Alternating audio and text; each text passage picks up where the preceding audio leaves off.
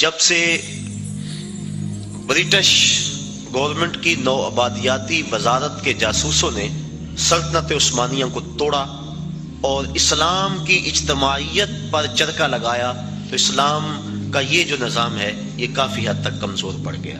علامہ اقبال پھوٹ پھوٹ کے روئے تھے، دیکھ مسجد میں شکستے رشتہ تسبیح شیخ، اور بت کدے میں برہمن کی پختہ زناری بھی دیکھ، چاک کر دی ترک نادان خلافت کی قبا، سادگی مسلم کی دیکھ اوروں کی عیاری بھی دیکھ۔ یہ ایک الگ دکھڑا ہے، الگ کہانی ہے کہ مسٹر ہیمفر کس طرح یہاں داخل ہوا اور کس طرح سلطنت عثمانیہ کو توڑنے کے لیے اس نے کن کن لوگوں کو خریدا، کیا کیا ہوا، اور پیچھے کون کون سے جبہ و دستار والے لوگ تھے، اور پھر خلافت کی رہی صحیح جو ساکھ موجود تھی وہ ساکھ بھی ختم کر دی گئی۔ ورنہ یہ حال اس وقت جو امہ کا ہو رہا ہے، اگر سلطنت عثمانیہ موجود ہوتی تو جو بھی حالت تھی کم از کم یہ حالت اس وقت امہ کی نہ ہوتی۔ تو یہ باقاعدہ منصوبہ بندی کے ساتھ ایسا کیا گیا، اور اس وقت ہم پوری دنیا میں 56 ملکوں میں اور مختلف گروہوں، زبانوں، نسلوں، فرقوں میں بٹے ہوئے ہیں، اور ہماری طاقت یکجا نہیں ہو پا رہی، اور اتنی کثرت کے باوجود ہمیں ویٹو کا حق بھی حاصل نہیں، اور دنیا میں جس کار مذلت میں ہم گرے ہیں العیاذ باللہ، اسی کشتی کو ہے خوف تلاطم صد ہے منہ موڑ دیے تھے جس نے بڑھتے ہوئے طوفانوں کے۔ ہم تو 313 ہو کے جبر کی آنکھوں میں آنکھیں ڈال کے بات کرتے تھے، اور آپ 1 ارب سے متجاوز، لیکن ہماری جو حالت ہے وہ کسی سے بھی مخفی نہیں۔ کابل میں، کندھار میں، تکریت میں، موصل میں، بغداد میں، القدس میں، کشمیر میں، آذربائیجان میں، بوسینیا میں، کسووا میں، جہاں بھی دیکھے مسلمانوں کا ہی خون بکھرا ہوا ہے، اور گوانٹا ناموبے کی جیلوں کے اندر اس سردی کے اندر ان مظلوموں کے ساتھ جو ظلم ہو رہا ہے وہ ناقابل بیان ہے کہ لہجہ پھٹتا ہے، دل زخمی ہوتا ہے۔ ہم تاریخ کے کمزور دور میں بھی دیکھتے ہیں جب سلطنت عثمانیہ کا کمزور خلیفہ سلطان عبد الحمید تمام سفیروں کو بلا کر کے انہیں کہتا ہے کہ مجھے یہ اطلاع ملی ہے کہ تمہارے ملک میں ایک ایسی فلم کی نمائش ہونے والی ہے جس میں پیغمبر رحمت صلی اللہ علیہ وسلم کی توہین اور تنقیص کے پہلو نکلتے ہیں۔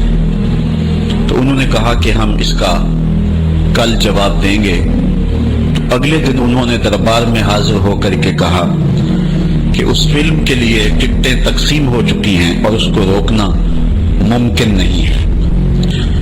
تو سلطان عبد الحمید اپنے ہاتھ میں تلوار پکڑتا ہے اور پھر اپنی کرسی سے اٹھ کے کھڑا ہو جاتا ہے، کہتا ہے تم کر کے دیکھو، یہ تلوار پھر تمہارا فیصلہ کرے گی۔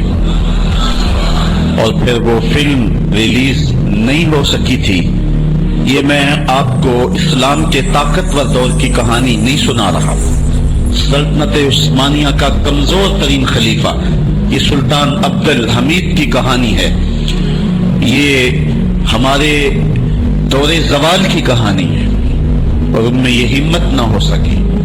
اور جو ہمارا ماضی ہے وہ تو اس حوالے سے اتنا شاندار ہے، ہمارے اسلاف، ہمارے بزرگ اور اس دور کے حکمران حضور علیہ السلام کی آبرو کا جس انداز سے پہرا دیتے رہے، اور اہل علم نے جس بانک پن کے ساتھ اس زمانے میں فتوے دیے تھے، ہم بہت کچھ برداشت کرتے آئے ہیں، اور بہت معاملات کو ہم جو ہے وہ سہنے کی سخت بھی اپنے اندر پاتے ہیں، لیکن یہ بات ذہن میں رکھے کہ ہمارے اندر یہ طاقت نہیں ہے کہ ہم حضور کی توہین کو برداشت کر لیں۔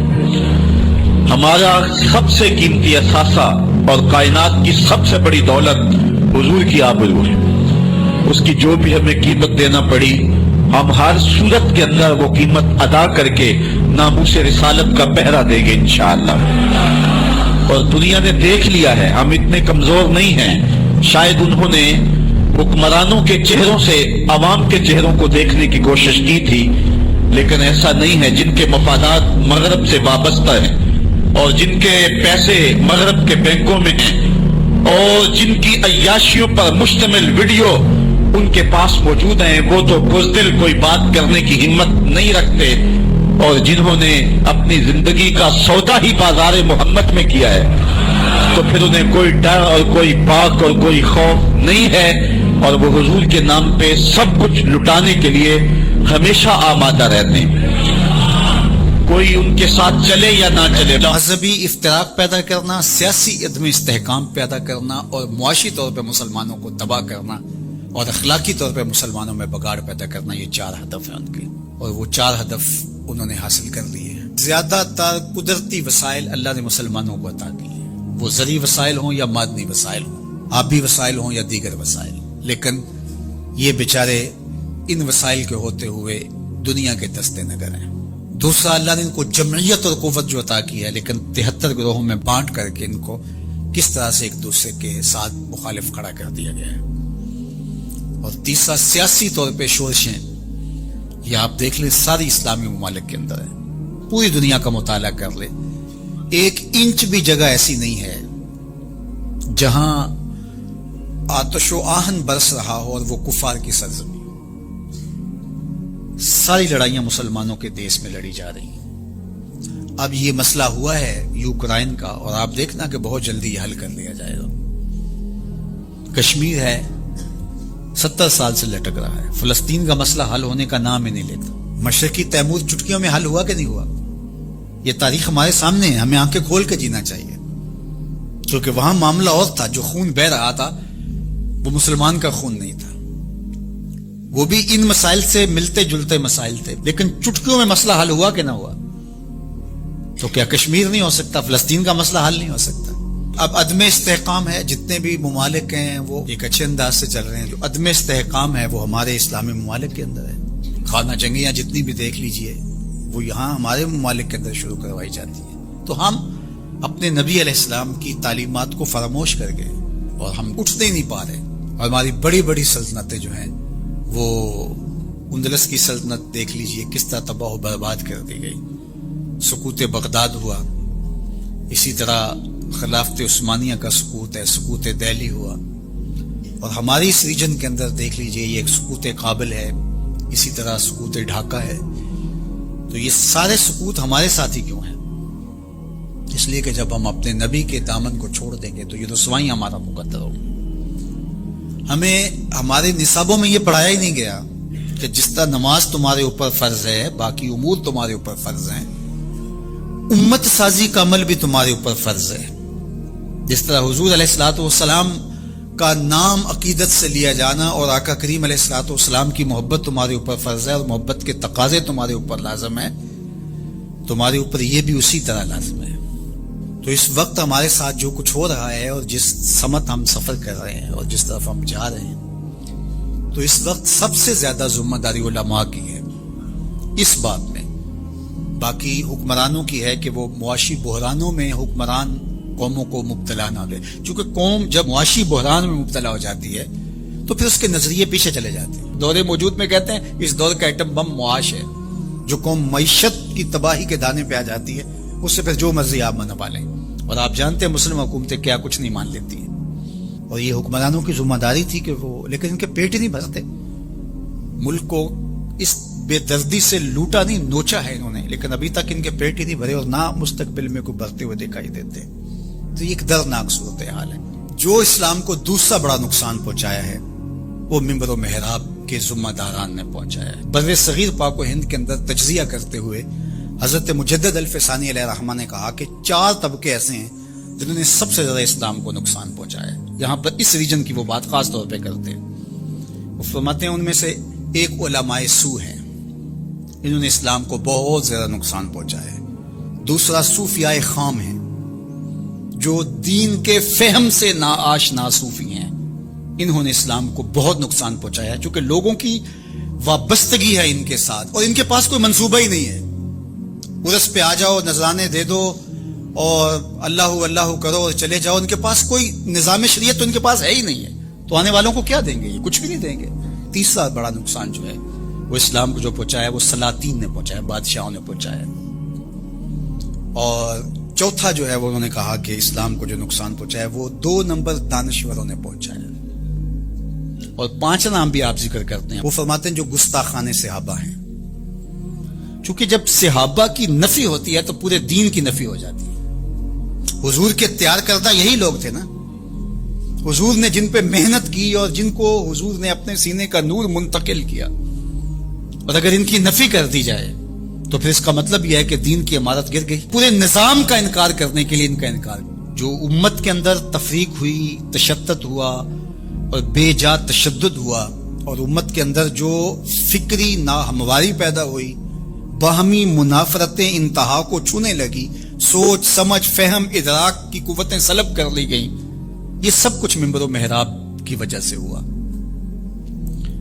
और इसमें उलमाए हक या उलमाए रब्बानी या उलमाए रासिखीन जिसको कुरान ने कहा है वो नहीं शामिल, लेकिन उलमाए सू जो हैं, सबसे ज्यादा मुसलमानों को अगर नुकसान पहुंचाया है उलमाए सू ने पहुंचाया। अल्लाह इस वक्त जो हालत है मुसलमानों की वो किसी से मख्फी नहीं। और हज के मौके पे चाहिए तो ये कि अमीर हज पूरा साल मेहनत करे, अपनी टीमें मुख्तलिफ इलाकों में भेज कर तज्जिया करे कि मुसलमान इस वक्त पूरी दुनिया से पीछे क्यों रह गए हैं, और जो साजिशें करने वाले अहले इस्लाम को हर वक्त जुल्म जबर की चक्की में पीस रहे हैं, तो उनसे छुटकारा क्यों कर मुमकिन है।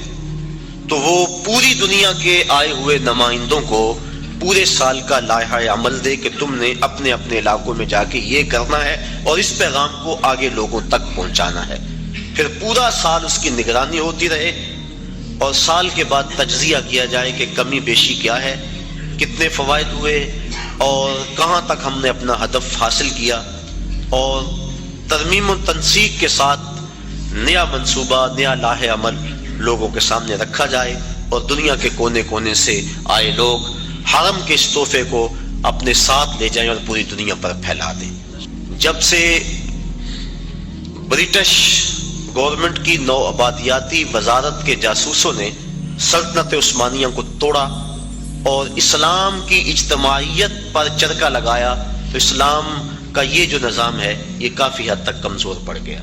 अल्लामा इकबाल फूट फूट के रोए थे, देख मस्जिद में शिकस्ते रिश्ता तस्बीह शेख, और बुत कदे में ब्रह्मन की पुख्ता जुन्नारी भी देख, चाक कर दी तुर्के नादाने खिलाफत की कबा, सादगी मुस्लिम की देख औरों की अय्यारी भी देख। ये एक अलग दुखड़ा है, अलग कहानी है कि मिस्टर हेम्फर किस तरह यहाँ दाखिल हुआ और किस तरह सल्तनत उस्मानिया को तोड़ने के लिए उसने किन किन लोगों को खरीदा, क्या क्या हुआ, और पीछे कौन कौन से जुब्बा और दस्तार वाले लोग थे, और फिर खिलाफत की रही सही जो साख मौजूद थी वो साख भी खत्म कर दी गई। वरना ये हाल इस वक्त जो उम्मा का हो रहा है, अगर सल्तनत उस्मानिया मौजूद होती तो जो भी हालत थी कम अज कम ये हालत इस वक्त उम्मा की ना होती। तो ये बाकायदा मनसूबा बंदी के साथ ऐसा किया गया, और इस वक्त हम पूरी दुनिया में 56 मुल्कों में और मुख्तलिफ गरोहों, जबानों, नस्लों, फिरकों में बटे हुए हैं, और हमारी ताकत यकजा नहीं हो पा रही, और इतनी कसरत के बावजूद हमें वीटो का हक भी हासिल नहीं, और दुनिया में जिस कारे मुजल्लत में हम गिरे हैं अल अयाज बिल्लाह, उसी कश्ती को है खौफे तलातम सद है मुंह मोड़ दिए थे जिसने बढ़ते हुए तूफानों के। हम तो 313 होके जबर की आंखों में आंखें डाल के बात करते थे, और आप 1 अरब से मुतजावज, लेकिन हमारी जो हालत है वो किसी से भी मख्फी नहीं। काबुल में, कंधार में, तकरीत में, मूसल में, बगदाद में, अलकुद्स में, कश्मीर में, आज़रबाईजान में, बुसीनिया में, कसोवा में, जहां भी देखे मुसलमानों का ही खून बिखरा हुआ है। और गवांटा नामोबे की जेलों के अंदर, इस सर्दी के अंदर, उन मजलूमों के साथ जो जुल्म हो रहा है वो नाकाबिले बयान है कि लहजा फटता है, दिल जख्मी होता है। हज का इज्तिमा मुसलमानों का आलमी इज्तिमा है, और इज्तिमा के मौके पे पूरी दुनिया के मुसलमानों को वो चीज देनी चाहिए थी जिससे वो दोबारा उरूज की तरफ सफर करना शुरू कर दें। इकबाल अलैहिर्रहमा ने एक बड़ी खूबसूरत बात कही। वो कहते, इकबाल कोई पूछे ये ज़ायरीन हरम से, इकबाल कोई पूछे ये ज़ायरीन हरम से, क्या हरम का तोहफा जमजम के सिवा कुछ और नहीं, कि जो भी जाता है आबे जमजम ला के हमें पिलाता है। इकबाल कहते हैं वहां से जो नूर लेकर आए हो, जो पैगाम लेकर आए हो, वो पैगाम भी तो हमें दो ना। खजूरें और आबे जमजम हमें पिला देते हो, हरम का और भी तोहफा है जो लेने के लिए तुम वहां गए थे। تو یہ بنیادی ایک مقصد ہے کہ مسلمانوں کا عالمی اجتماع ہے، اور عالمی لیول کے جو مسلمانوں کے مسائل ہیں، میں یہاں گفتگو کروں یا میں عملی طور پہ کوشش کروں، اس سے کچھ بہتری تو آ سکتی ہے، لیکن عالمی مسائل کا حل وہاں سے ہے۔ اور اگر عرب اس کے لیے اپنے آپ کو تیار کرنے اور جرأت اور پابندی کا مظاہرہ کرے اور دن راتیں کرے اور منصوبہ بندی کرے اور حج کے موقع پہ اس پیغام کو لوگوں تک پہنچائیں، تو مسلم امہ پھر متحد ہو سکتی ہے، اور وہ خواب جو کہ اسلام کی نشت ثانیہ کا خواب ہے وہ شرمندہ تعبیر ہو سکتا ہے۔ تو یہ حج کا دوسرا بنیادی مقصد تھا کہ مسلمانوں کو عالمی اجتماع دیا گیا ہے۔ اجتماع کرنے کے لیے کئی کچھ کیا جاتا ہے، لیکن اس اجتماع کے لیے اللہ نے لوگوں کے دل میں کشش پیدا فرما دی۔ جب کوہ ابو قبیس پہ چڑھ کے جناب ابراہیم کو آواز دینے کے لیے کہا گیا تو عرض کی مالک میری نحیف و نزار آواز کہاں پہنچے گی؟ کہا اے ابراہیم علیہ السلام، آواز دینا تیرا کام، اس کو لوگوں تک پہنچا دینا یہ ہمارا کام ہے۔ اور پھر ماں کے شکم میں اور باپ کی سلب کے اندر تک اس آواز کو پہنچا دیا گیا، اور جس نے اس آواز کو سنا آج لبیک لبیک کہتا ہوا شوق و مستی میں دوڑتا ہوا حرم کی طرف بڑھتا چلا جا رہا ہے۔ تو یہ مسلمانوں کا عالمی اجتماع ہے۔ اس کے جو فوائد تھے عالمی اجتماع کے، کاش کہ وہ حاصل کیے جاتے۔ تیسرا مقصد حج کا مساوات کا عملی اظہار۔ اسلام کی بنیادی تعلیمات میں سے ایک تعلیم مساوات ہے کہ سب لوگ برابر ہیں، رنگ و نسل کی بنیاد پر، دولت افراد کی کثرت کی بنیاد پر کسی کو کسی پہ فضیلت نہیں دی جا سکتی۔ ان اکرمکم عند اللہ اتقاکم، جو زیادہ تقوی کا نور اپنے سینے میں رکھتا ہے وہ زیادہ عزت والا ہے۔ یہ اسلام کا وہ بنیادی درس اور سبق ہے کہ جس سے شکستہ دل لوگ، درماندہ لوگ، غریب طبقہ، غلام لوگ اسلام کی طرف ان کا میلان ہوا اور کھچے چلے آئے، ان کو ان کے حقوق اسلام نے دیے۔ آج حقوق نسواں کے حوالے سے بات چل رہی ہے۔ میں نے پچھلے دنوں کے اندر ہمدرد حال کے اندر ایک فورم پہ کہا تھا کہ دنیا کے بڑے بڑے دانشور اور دنیا کے بڑے بڑے مذاہب اور مغرب جو آج عورتوں کو حقوق دینے کی بات کرتا ہے، اگر تاریخ میں ہم تاریخ کے جھونکوں سے جھانک کے دیکھیں تو یہ تو عورت کو انسان ماننے کے لیے تیار نہیں تھے۔ افلاطون کا فلسفہ پڑھے، وہ کہتا ہے یہ از قبیل جن سے انسان ہی نہیں، انسان کی ضرورت خدمت اور کفالت کے لیے پیدا کی گئی ہے، ہم شکل بھی انسان کی ہے، انسان نہیں ہے۔ اور کسی نے کہا کہ یہ بدی کا سر چشمہ ہے، کسی نے اس کو اللہ کے قرب کے راستے کی سب سے بڑی رکاوٹ گردانا، اور کسی مذہب نے اس کے قتل کو جائز قرار دیا۔ یونانیوں کا فلسفہ پڑھ لیں۔ عیسائی دنیا آج جو دعوے کرتی ہے عورتوں کو حقوق دینے کی، 90,000 عورتوں کو عیسائی دنیا نے زندہ جلایا ہے۔ ان کی تاریخ بڑی شرمناک ہے۔ تو کس نے حقوق دیے عورت کو؟ کون عورت کے حقوق کا محافظ ہے؟ دنیا والے تو عورت کے وجود کو برداشت نہیں کرتے تھے۔ یہ بر صغیر پاک و ہند، ابن بطوطہ جب یہاں آیا تو کس بات سے بے ہوش ہوا تھا؟ اس نے ایک منظر دیکھا کہ ایک شخص فوت ہو گیا، اس کی بیوی کو ابھارا گیا کہ تیرا خامد مر گیا، جیون ساتھی پتی مر گیا، اب تو نے جی کے کیا لینا ہے؟ تیری وفا کا تقاضا یہ ہے کہ تو بھی اس جلتے ہوئے شعلوں میں چھلانگ لگا دے، تو خامد کی اگر وفادار ہے تو اس کو بھڑکا کر اس آگ کے اندر چھلانگ لگانے کے لیے تیار کیا گیا۔ اور جب اس نے جوش میں آ کے چھلانگ لگائی، اس کی چیخیں جب فضاؤں میں بلند ہوئی تو معروف سیاح ابن بطوطہ بے ہوش ہو گیا اور اپنے گھوڑے سے گر پڑنے لگا، اور لوگوں نے بڑھ کے تھاما۔ رسم ستی کے نام سے بر صغیر کے اندر عورتوں کو خامدوں کے ساتھ زندہ جلایا جاتا تھا۔ اور عربوں کی تاریخ آپ جانتے ہیں کہ وہ تو بیٹی کے وجود کو برداشت نہیں کرتے، حق دینا تو بات کی بات ہے، وہ تو وجود کو گوارا نہیں کرتے تھے۔ اگر کسی کے ہاں بیٹی جنم لے لیتی اس کا منہ کالا ہو جاتا، یہ قرآن نے بتلایا۔ آبرو بچانے کا ایک ہی طریقہ کہ وہ بیٹی کو زندہ درگور کر دے۔ اگر ایسا نہیں کرتا تو معاشرے میں معزز نہیں سمجھا جاتا.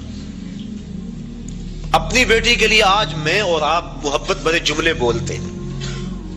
بیٹی کے ہاتھ پیلے کرنے کے لیے بوڑھا باپ اپنی جھکی ہوئی کمر پہ بوریاں لاد لاد کے مزدوری کرتا ہے, اور فیکٹری کے اندر بھائی اوور ٹائم لگا رہا ہے کہ میں نے اپنی بہن کے ہاتھ پیلے کرنے. یہ بھائی تو قتل کرتا تھا بہن کو کہ کل کوئی میرا بہنوئی نہ ہو. یہ باپ تو زندہ درگور کرتا تھا کہ میں کسی بیٹی کا باپ نہ کہلاؤں. تو باپ کے دل میں بیٹی کی یہ محبت, بھائی کے دل میں بہن کا یہ پیار کہ وہ اس کے لیے کتنی محنت کرتے ہیں, اور جب گھر سے بیٹی رخصت ہوتی ہے تو باپ بھی پھوٹ پھوٹ کے روتا ہے, اور بھائیوں کے آنسو بھی خشک نہیں ہوتے.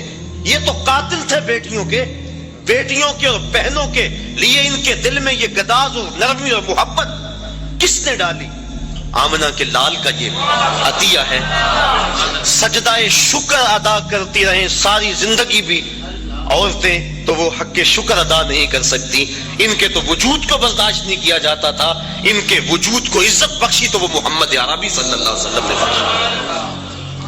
آج عورتیں بھنگڑے ڈال رہی ہیں کہ ہمارے حقوق کا تحفظ کیا گیا, اور اگر اس کی آبرو بھی لٹتی ہے بالجبر تو مقدمہ بھی درج نہیں ہوتا, پہلے سیشن جج کے پاس اسے جانا ہوگا, استغاثہ پیش کرنا ہوگا. پیچیدگیاں ہیں, قانونی معاملات ہیں. یہ تو آنکھیں کھلیں گی اس وقت جب ان کے ساتھ جو ہے وہ عملی سلوک ہوا. تو آج یہ بنگڑے اور آج یہ خوشیاں کہ ہمیں تحفظ دے دیا گیا, یہ عورتوں کے تحفظ کا بل نہیں ہے, عورتوں کی تذلیل کا بل ہے. عورتوں کو تحفظ اسلام نے دیا ہے. جس ماں کو ترکے میں بانٹتے تھے اس کے قدموں میں جنت ڈال دی, کہا تیری جنت اس ماں کے قدموں تلے. اور یہ شرطیں لگائی کہ ماں قاریہ قرآن ہے یا حافظ قرآن ہے یا رابعہ بصری ہے وقت کی تیری ماں, تو پھر اس کے قدموں تلے جنت ہے. اپلے تھاپتی ہوئی ماں کے قدموں تلے بھی بیٹے کی جنت رکھ دی گئی. بہن کو عزت کی مستن پہ بٹھا دیا گیا, بیٹی کو باپ کے لیے دل کی دھڑکن بنا دیا گیا, آنکھوں کا نور اور چین بنا دیا گیا, گھر کی زینت بنا دی گئی. اور بیوی جس کو پاؤں کا جوتا خیال کیا جاتا تھا اس کو محبوبہ بنا کے خامد کے لیے محبتوں کے گوشے اس کے سینے کے اندر رکھے گئے. اور حضور نبی رحمت صلی اللہ علیہ وسلم نے ازواج مطہرات کے ساتھ جو حسن سلوک کی داستان رقم کی لوگوں کے لیے عملی نمونہ چھوڑا. کسی کو حمیرہ کہہ کے پکار رہے ہیں, کسی کی فوتگی کے بعد جانور ذبح کر کے ان کی سہیلیوں کے گھر میں گوشت بھیج رہے ہیں تاکہ ان کی روح کو آسودگی ہو. حضرت فاطمہ تو زہرا فرماتی ہیں کہ جب میری والدہ کا وقت آخر آیا تو حضور کی خدمت میں میری ماں نے مجھے بھیجا کہ جاؤ حضور سے کہو کہ مجھے اپنی چادر رحمت دے دیں. میں حاضر ہوئی, عرض کی. حضور نے کہا کہ بیٹا اپنی ماں سے پوچھو نا چادر کیا کرنی ہے. میں پوچھنے آئی تو حضور بھی پیچھے آ گئے. تو حضرت خدیجہ الکبریٰ رضی اللہ تعالی عنہا آپ نے عرض کی حضور میں اس لیے چادر مانگی ہے کہ مجھے محسوس ہو رہا ہے میرا وقت آخر آ گیا. میری آرزو یہ ہے کہ اس چادر میں مجھے کفن دیا جائے. اب سنیے حضور کے لفظ. عورتوں کے حقوق کی بات کرنے والے اس بلندی پہ سوچ بھی نہیں سکتے.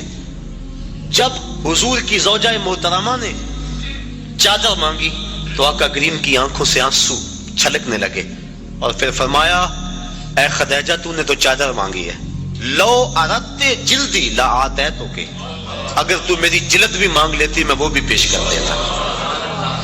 یہ اسلام کے دیے ہوئے حق ہیں. اللہ اکبر. تو بات کر رہا تھا کہ اسلام نے کمزور طبقوں کو ان کے حق دیے ہیں. یہ ایک الگ مضمون ہے کہ غلاموں کو ان کے حق دیے, غریبوں کو حق دیے, یتیماں کو حق دیے, یہ الگ مضمون ہے. یہ چونکہ کرنٹ ایشو ہے اس وقت, اس پر میں نے تھوڑی سی بات آپ کے سامنے رکھی.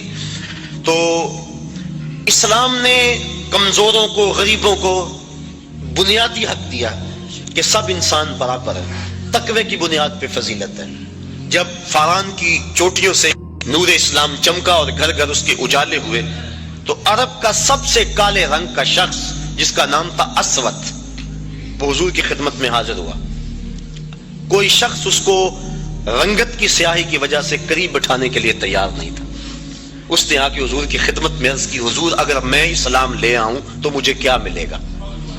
حضور نے فرمایا جو ابو بکر و عمر کو ملا ہے وہی تمہیں ملے گا، جو حقوق و فرائض ان کے ہیں وہی حقوق و فرائض تیرے ہوں گے، جس صف میں وہ کھڑے ہوتے ہیں اسی صف میں تو کھڑا ہوگا، اور اگر تو پہلے آ جائے اور وہ بعد میں آئے تو اگلی صف میں کھڑا ہوگا، وہ پچھلی صف میں کھڑے ہوں گے۔ اس نے کہا اگر اسلام یہ ہے تو میں تو پھر دل و جان سے اس دین کو قبول کرتا ہوں۔ حضرت اقبال مساوات کی بات کے اندر اسرار و رموز کے اندر لکھتے ہیں اسود از توحید احمر می شود، کہ اسود توحید کے فیضان سے احمر ہو جاتا ہے، گوری رنگت والوں کے کندھوں سے کندھا جوڑ کے وہ کھڑا ہوتا ہے۔ یہ اسلام کا دیا ہوا درس مساوات ہے کہ سب کو ایک صف میں کھڑا کر دیا گیا، یہ اسلام کا درس ہے۔ حضرت بلال حبشی رضی اللہ تعالی عنہ اور حضرت ابو ذر غفاری رضی اللہ تعالی عنہ کسی معاملے میں شکنجی ہو گئی تو غصے میں آ کر جناب ابو ذر غفاری نے کہا کہ تو کالی ماں کا بیٹا ہے۔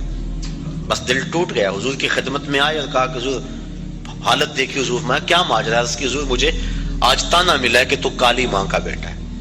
آقا کریم غصے میں آ گئے، فرمایا جاؤ جا کے ابو ذر کو میرا پیغام دو کہ جن عورتوں کا دودھ میں نے پیا ہے ان میں سے